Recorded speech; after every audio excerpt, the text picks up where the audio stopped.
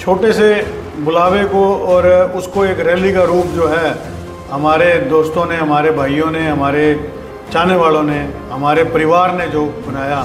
आज आप उन पर आरोप लगा रहे हैं कि उन्होंने काम नहीं किया, लेकिन जब वो विधायक बने थे तो उनकी विधायक बनने में आपका भी अहम रोल था। आप भी उस गाड़ी के अंदर सवार थे। कुछ अच्छा सोच के देता है। अगर वो आदमी आके धोखा कर जाए, लोगों के साथ धोखा कर जाए, हमारे साथ कर जाए, तो क्या उसका क्या कोई कर सकता। हमने जो ये आरोप लगाते हैं जो बारी बारी, उस परिवार को भी हमने 4 से 5 बारी जिताया। उन्होंने क्या किया? बारी बारी जनता के साथ धोखा हो रहा है, हमारे साथ धोखा हो रहा है। हम मेडिकल कॉलेज की बात क्यों नहीं करते? 3 बारी नींव पत्थर रख दिया, कहाँ क्या हुआ उसका? इस गुटबाजी के बीच आप अपने को कहाँ पर देखते हैं? कौन आपकी पैरवी करेगा? क्या आपको टिकट के लिए कंफर्मेशन मिली है? नमस्कार दोस्तों, आप देख रहे हैं द नरेटिव और मैं हूं आपके साथ सुरेंद्र सावंत। 1 अक्टूबर को हरियाणा में विधानसभा चुनाव होंगे। 4 तारीख को रिजल्ट आएगा। विधानसभा चुनाव के मद्देनज़र सभी पार्टियों ने अपनी दमखम लगाना पहले ही शुरू कर दिया था, लेकिन जिस तरीके से अचानक से चुनाव आयोग ने इलेक्शन अनाउंस किए हैं तो गर्मियां और बढ़ गई हैं। हालांकि वातावरण के अंदर नमी है, लेकिन राजनीतिक गलियारों की गर्मी और बढ़ चुकी है। सिरसा की बात करेंगे। सिरसा के अंदर क्या माहौल है, किस तरीके से पिछले जो विधायक रहे हैं उनका कार्यकाल कैसा रहा, क्या विकास हुआ, बातचीत करने के लिए हमारे साथ कांग्रेस के वरिष्ठ नेता श्री वीरभान मेहता जी और उनके बेटे राजन मेहता अभी जो लगातार फील्ड में घूम रहे हैं।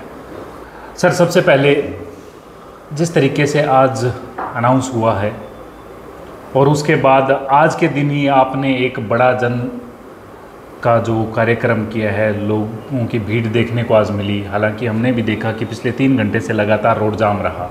क्या कार्यक्रम था और क्या इसे माना जाए कि आप चुनाव की तैयारी पूरी तरीके से आपने जुट चुके हैं?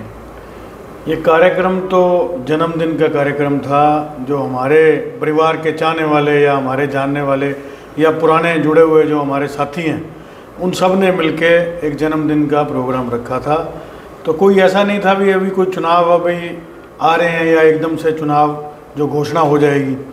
लेकिन वो एक छोटे से बुलावे को और उसको एक रैली का रूप जो है हमारे दोस्तों ने, हमारे भाइयों ने, हमारे चाहने वालों ने, हमारे परिवार ने जो बनाया, उसको हमें कह सकते हैं अभी उनका हम धन्यवादी जितना हो उतना कम है। और इससे एक नया जोश और एक नया जो आज से हमारे साथियों में पैदा हुआ है, उससे हम एक निश्चित तौर पे कह सकते हैं अभी आने वाले इलेक्शन में उसका हमारे को फ़ायदा होगा। सिरसा को किस तरीके से देखते हैं? पिछले 5 साल विधायक गोपाल कांडा जी थे।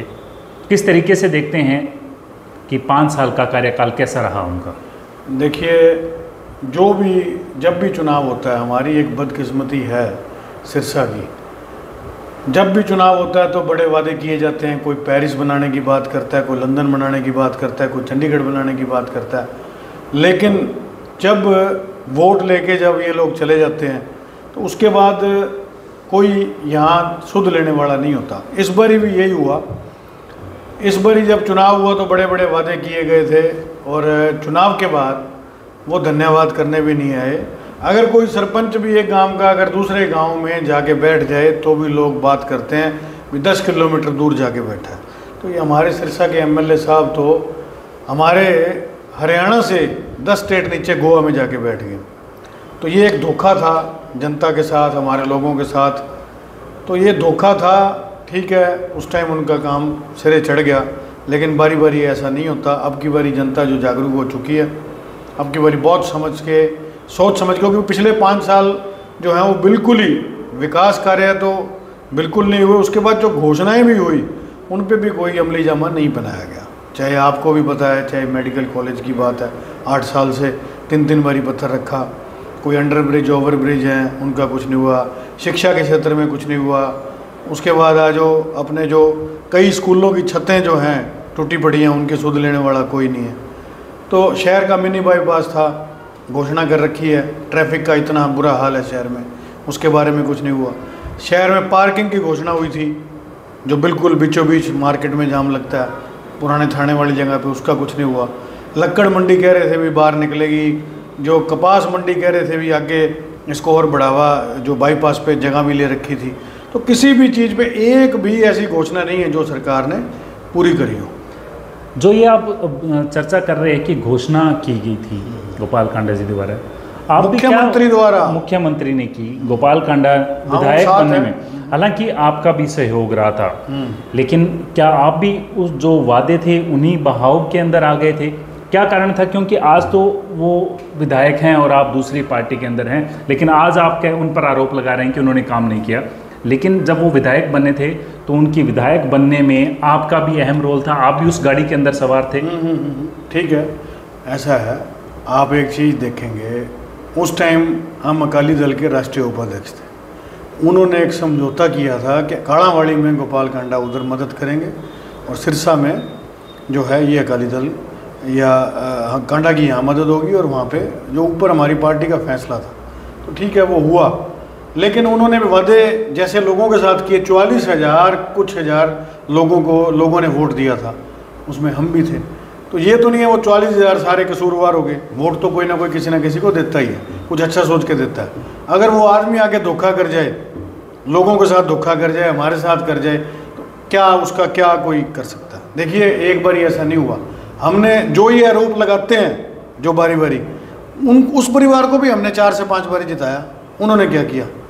तो ये एक सिस्टम बना हुआ है। ठीक है, अब जो जिसने किया, आज वक्त है चुनाव का, अब सोच समझ के अब हम खुद मैदान में हैं इस बारी। इसीलिए ही है कि बारी बारी जो है, बारी बारी जनता के साथ धोखा हो रहा है, हमारे साथ धोखा हो रहा है भी। जो शहर पीछे जा रहा है, इसको सही तरीके से पटड़ी पे लाने के लिए जो ऐसे जो पुराने लोग हैं जितने भी हैं, क्योंकि अगर हम एक दवाई खाते हैं उससे सिर दर्द ठीक नहीं होता तो दवाई चेंज करते हैं। तो ये लोग, इन्होंने बहुत लंबे टाइम से राज कर लिया, इन्होंने बहुत लंबा टाइम इनको मिला, तो कुछ नहीं हुआ। तो अब एक बारी नए सिरे से नए लोगों को मौका देना चाहिए, जिनकी सोच है, जिनका विज़न है, ताकि आगे बढ़ा जा सके। अगर कोई हम भी काम नहीं करेंगे, जो आज हमारे साथ हैं वो हमें छोड़ जाएंगे और अगली बारी हमारे खिलाफ खड़े होंगे। तो जो काम नहीं करता उसको सबक सिखाना जरूरी होता है, बारी बारी उसका साथ नहीं दिया जाता। ठीक है, यानी अब साथ नहीं दिया जाएगा। लेकिन राजन जी, जिस तरीके से हमारी विधायक से भी बात हुई है, उनके अनुज हैं गोविंद कांडा, उनसे भी बात हुई, वो एक चिट्ठा देते हैं, हज़ारों करोड़ रुपए सिरसा के अंदर लग चुके हैं, इतना विकास हो चुका है, इतने हमने पार्कों के लिए किया है, इतना हमने इंफ्रास्ट्रक्चर के लिए किया है, तो क्या वो कहीं धरातल पर नहीं है? धरातल, आप चलो कैमरा मेरे साथ ले चलो, शहर के हालात देखो। कागजों में तो कोई कुछ भी कही जाए, लेकिन जो हालात हैं वो किसी से छुपे हुए नहीं हैं शहर के। आप 37 करोड़ रुपया बोला हुआ है इन्होंने 20 पे जल निकासी के लिए, आज ही बारिश हुई है, देख लो। पार्कों में इतनी लिस्ट है, कितने ट्यूबवेल लगे हैं, कितने पौधे लगे हैं, वो भी देख लो, जनता खुद लगा रही है। तो कोई भी चीज़ है, मेडिकल कॉलेज की बात क्यों नहीं करते? 3 बार नींव पत्थर रख दिया, कहाँ क्या हुआ उसका? आप किसी भी चीज़ पे आओ, कागजों में तो बहुत कुछ हो गया। कहते हैं ना, तो ये सरकार की फाइलों में शहर का रंग गुलाबी है, ये आंकड़े झूठे हैं, इसमें सारी खराबी है। तो ये भ्रष्टाचार के भेंट चढ़ रहे हैं, जितने पैसे आ रहे हैं, सरकार जो पैसे दे रही है। बिल्कुल ऐसा ही कह सकते हैं, कागजों में सब कुछ हो रहा है, ऐसा ही धरातल पर कोई काम कुछ नहीं। राजन मेहता, यदि सिरसा से चुनाव लड़ते हैं और आपके समर्थकों ने आपका सहयोग दिया, साथ दिया और विधायक बनते हैं, तो आपका क्या विज़न है सिरसा को लेकर? हमारा विज़न सबसे पहले जो है, हमारे यहाँ युवा पढ़ लिख कर भी जो है तंग हो रहे हैं और नशे की ओर जा रहे हैं। सबसे पहले जो है नौकरियों के लिए यहाँ पे इंडस्ट्री का आना ज़रूरी है। हमारे इलाके का तभी विकास हो पाएगा अगर हमारे इलाके में इंडस्ट्री आएगी, नई इंडस्ट्री, जो हमारे पास रॉ मटेरियल है जिस चीज़ का, उस चीज़ की इंडस्ट्री यहाँ पे आएगी। वो इंडस्ट्री जो जिनके पास पैसा है उनको एक काम मिलेगा, वो इंडस्ट्री लगा के बड़ा रोज़गार के साधन भी वो पैदा करेंगे। जो ग्रामीण इलाके के हैं, जो बाहरी इलाके के हैं, उन लोगों को नौकरियां भी मिलेंगी।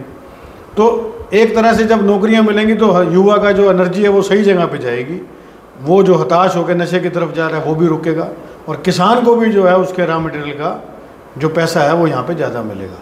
तो ये हो गया। फिर उसके बाद जो घोषणाएँ पिछली सरकार की पेंडिंग पड़ी है, चाहे वो किसी शॉपिंग कॉम्प्लेक्स की है, चाहे वो मेडिकल कॉलेज की है, चाहे वो किसी स्कूल की है, चाहे वो सड़कों की है, सारी पूरी होंगी।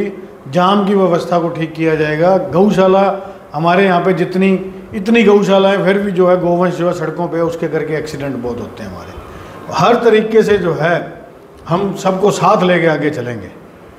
हमारा विज़न है कि सिरसा तभी आगे बढ़ पाएगा जब सही जगह पे एनर्जी लगेगी और नए सिरे से इसको ठीक करना पड़ेगा, क्योंकि पुराने उद्योग मंत्री भी रहे, मुख्यमंत्री भी रहे, उप मुख्यमंत्री भी रहे, बहुत कुछ है यहाँ, लेकिन हम वहीं के वहीं हैं, हमारा शहर वहीं का वहीं है।